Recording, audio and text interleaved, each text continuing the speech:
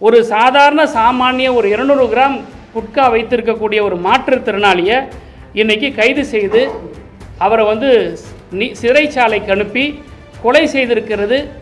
கொலைப்பழியை இன்றைக்கு இந்த விஜய் அரசு மேலே நாங்கள் குற்றம் சுமத்துகிறோம். இதை சுமத்துவதற்கு திராவிட முன்னேற்ற கழகத்திற்கு தார்மீக பொறுப்பு இருக்கிறான்னு கேட்டால் இருக்குது.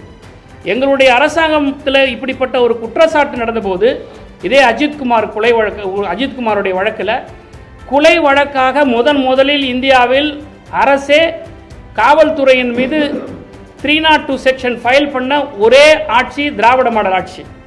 ஆனால் இன்றைக்கு இந்த ஜெயிலர் அண்ட் வார்டன், அந்த சிறைச்சாலை இருக்கக்கூடிய ஜெகன் மற்றும் சிவகுமார் 2 பேர் ஜெயிலர்ஸ் அண்ட் வார்டன்ஸ், இவங்க 2 பேரை இதுவரைக்கும் கைது செய்யல. இன்றைக்கு அந்த சவம், அந்த பிணம் இன்றைக்கு மார்ச்சூரில் இருக்குது. மேஜிஸ்ட்ரேட் அந்த மார்ச்சூரில் பார்த்துருக்கிறார். காயங்கள் இருக்கிறது, கால்கள் கட்டப்பட்டிருக்கிறது, கைகள் தாக்கப்பட்டிருக்கிறது, ஆண் உறுப்பில் அவருக்கு காயம் ஏற்பட்டிருக்கிறது, நெஞ்சிலே காயம் ஏற்பட்டிருக்கிறது. இவையெல்லாம் மேஜிஸ்ட்ரேட் இன்றைக்கு ரெக்கார்ட் பண்ணியிருக்கிறார் அவருடைய ஸ்டேட்மெண்ட்டில். ஆக ஒரு சாதாரண ஒரு குற்றவாளி கைது செய்யப்பட்டு சிறைச்சாலைக்கு சென்ற பிறகு எப்படி மரணம் ஏற்படும் என்பதற்கு இதுவரை இந்த அரசு வாய் திறக்கவே இல்லை. காவல்துறை பொறுப்பேற்றிருக்கக்கூடிய திரு விஜய் அவர்கள் இதுவரைக்கும் எந்த விதமான ஒரு பதிலும் அவர் சொல்லவில்லை. இந்த ஒரு சம்பவம் நடந்திருக்கிறதா என்பது கூட அவருக்கு தெரியுமா என்பது எங்களுக்கு சந்தேகமாக இருக்குது.